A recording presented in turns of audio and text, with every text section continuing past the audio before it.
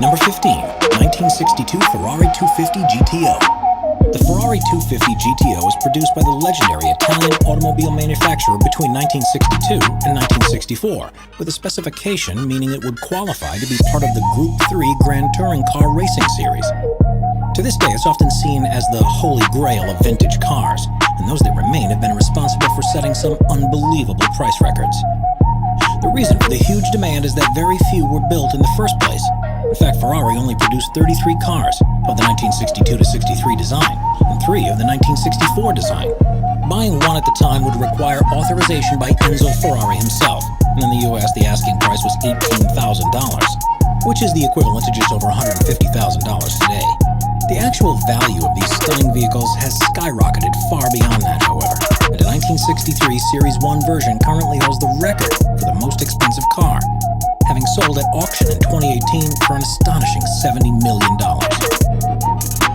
Number 14, 1919 Helica De Layette. In the early days of car design, manufacturers experimented with various different methods to provide thrust and steering. Possibly the most radical idea that went into production was the 1919 Helica De Layette. Conceived by a French designer called Marcel Layette and built by his company that he formed that year, the vehicle was known as the plane without wings because it borrowed more from aeronautical design than it did from traditional car designs. Passengers sat in the vehicle behind one another, and instead of using an engine to power the wheels, it instead had a giant propeller attached to the rear that was rotated by an 8-brake horsepower Scorpion engine. It was rear-wheel drive, and because it was made from plywood, it weighed just 550 pounds, which meant that it was far faster than you might expect. In fact, in 1927, a Helica was measured as reaching speeds in excess of 106 miles per hour, but ultimately the design never truly took off, and the company only sold 30 of them in the 7 years that they were in production. They remain an incredible piece of automobile history, though, and the few that do remain are most likely kept as exhibits in museums. Number 15, Porsche 916. The Porsche 914 was a big success for the company that sold a large number of them between 1969 and 1976. And while they made continual upgrades to the design during the years of production, designers were looking for a new model to replace it in 1972. What they came up with was the Porsche 916, which was fitted with a more aerodynamic front and rear bumpers, a choice of a 2.4 or 2.7-liter engine, ventilated disc brakes on all 4 wheels, and a more standardized shift pattern. It was a brilliant car, but after the first 11 prototypes were built, Porsche executives were forced to concede that the increased production cost simply wasn't worth it, and they decided to continue with the 914 instead. This means that those 11 were the only 916s ever built, and of those, only one ever made it to America. It was made fully to US regulations, and the dealer who acquired it even installed air conditioning. It wasn't used for very long, though, and in 1990 was put on display at the Automobile Atlanta 914 Museum, where it has remained ever since. Number 12, 1969 Dodge Hemi Coronet RT Convertible. The Dodge Coronet became one of the company's most popular models and was in production between 1949 and 1976. Of course, the design evolved significantly over the years, and the final ones to come off the production line looked nothing like the first ones that were built. This continual progression led to the creation of some highly sought-after models. Of particular interest is one of the versions that was released in 1969. The previous year, Dodge had completely redesigned the Coronet and continued to offer upgraded options to give customer more choice. One of these was the addition of a Hemi engine, an option that increased the vehicle's overall price by 33%, and at the time was appealing to only the wealthiest of Dodge fans. Because of this, only 125 were ever made, and in recent years, it's attained somewhat of a legendary status within the community. Number 11, Alfa Romeo 33 Stradale. The Alfa Romeo 33 Stradale was in many ways a vehicle that was ahead of its time, and is regarded as being one of the first supercars to ever be produced. When it was put into production in 1967, it became the fastest commercially available vehicle across a standing kilometer, and was essentially a street-legal version of the company's Tipo 33 racing car. Fitted with a 2-liter V8 engine that could produce up to 227 brake horsepower, the Romeo 33 Stradale had a top speed of 160 miles per hour and could reach 60 in less than 6 seconds. It was also the first production car to have butterfly doors, and the body was fully built from aluminum. It was Alfa's attempt at making racing technology available to the public, but it came at a cost. In the US, it was the most expensive vehicle on sale with a price of $17,000, which is the equivalent to $130,000 today. Only 18 of them were ever built, however, which makes them extremely rare, and recently it was estimated that if one were ever to be put up for sale, it'd be worth at least $10 million. Number 10, 1956 Aston Martin DBR1. Aston Martin is known around the world for its luxurious and beautiful vehicle designs, but it's a company with incredible racing pedigree as well. 1956 saw the brand new Aston Martin DBR1 being produced for the World Sports Car Championship, and the model would go on to become world famous for winning the Le Mans 24-hour race in 1959. It was the first year that the race car entrance didn't have to be road legal, so the Aston Martin designers went all out.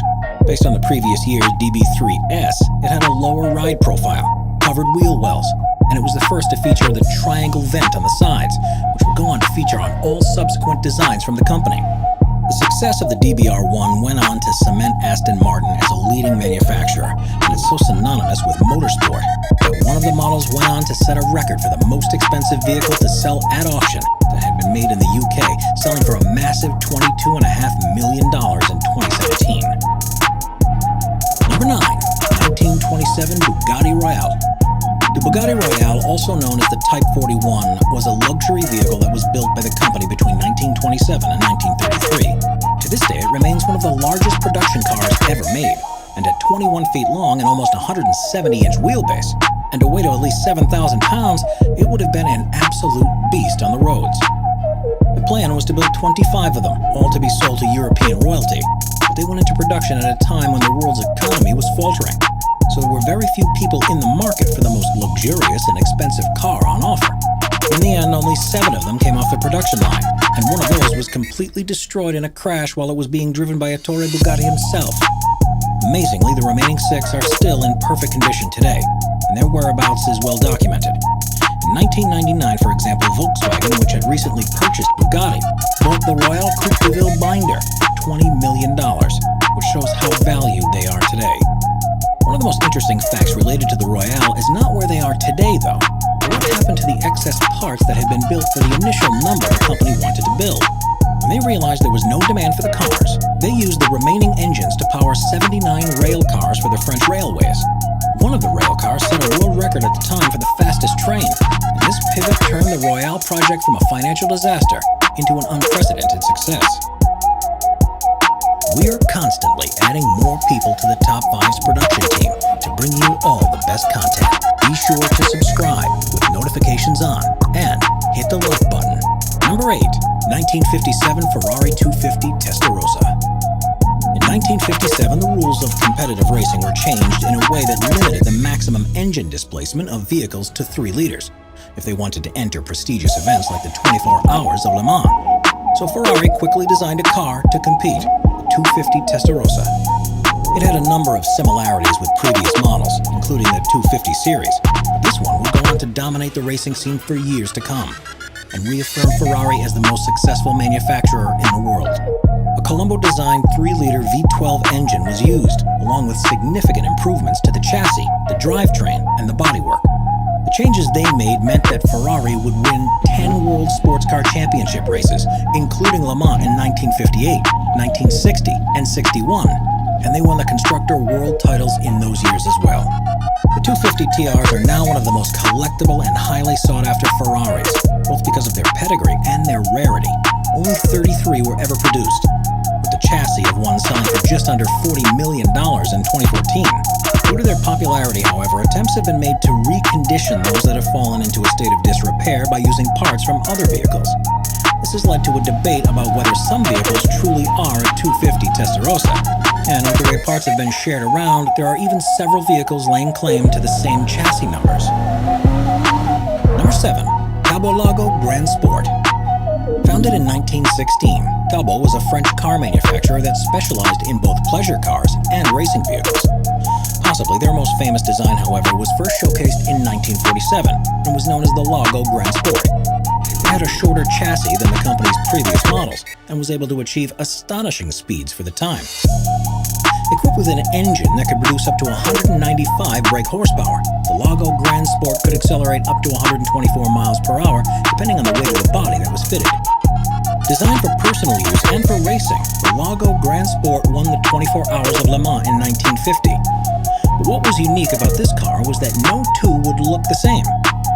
When buying it from Talbot, customers would receive just the bare chassis and would then have to hire specialist coach builders to design and fit the body around it.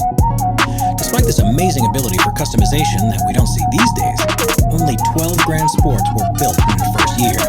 Very few remain to this day. Number 6. 1970 Porsche 917. Porsche had long been involved in the most prestigious races in the world, but hadn't yet been able to win one.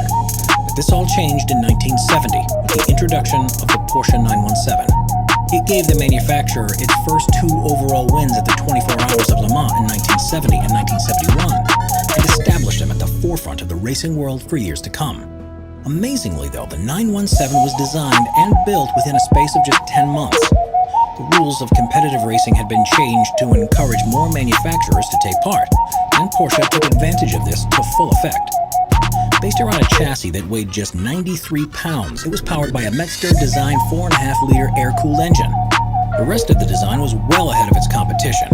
To keep it stable and lightweight, drivers were positioned much further forward in the vehicle, and their feet were actually in front of the front wheels. The body was made from new materials such as titanium, magnesium, and various alloys, and there were a number of innovations to keep weight to an absolute minimum. In total, only 59 917s were built, with most being held in museums or private collections. One, however, was sold in 2012 for a price of $4.4 million to none other than Jerry Seinfeld. Number 5. 1954 Oldsmobile F88 GM concept car. Oldsmobile was an extremely popular brand of American car that first started producing vehicles in 1897. Throughout the company's lifetime, it would make more than 35 million vehicles. But the one that stood out above the rest was the F88. It was designed as a concept dream car in 1954, with the original sketches being drawn up by long-term Oldsmobile designer Bill Lang. Starting with the chassis of a Chevrolet Corvette, the F88 had a fiberglass body and was fitted with a 5.3-liter Super 88 V8 engine. As far as anyone knows, only one F88 was ever built, and is currently on display in its own dedicated showroom at the Gateway, Colorado Automobile Museum, after being bought for $3 million. There are rumors, however, that a second one may have been built in secret, that it was destroyed by a fire while it was being exhibited. It's quite possible then that there may be remnants of one out there somewhere, but if anyone's lucky enough to find it, it has the potential to be worth millions. Number 4. 1964 Ford GT40. Ford is, of course, one of the most well-known car manufacturers in the world. And in the 1960s, the company bosses set their eyes on designing a vehicle that could beat Ferrari in the 24 Hours of the Le Mans race, which the Italian team had won 6 years in a row. Ford's answer was the GT40, a high-performance endurance car that originally had a 4.7-liter V8 engine and bodies that were made from light alloys. The first 3 versions were made in the UK because of the country's manufacturing facilities and proximity to where most of the prestigious races were to be held at the time. But the Mark IV was built in the US from 1967 onwards. After stuttering in the first few races, the GT40 finally took Ferrari's crown in 1966 and would continue to dominate the sport for the next 3 years. Over the 5 years it was produced, just 105 GT40s were made, but are so synonymous with the brand that even though originals still cost many millions of dollars, even replicas will set you back hundreds of thousands. Number 3. 1957 Jaguar XK SS. Jaguar developed the D-Type racing car with the express intent to win the 24 Hours of Le Mans race in the 1950s. But after withdrawing from competition in 1956, the company decided to repurpose the design and make it street legal, so they could sell it to customers as the Jaguar XK SS.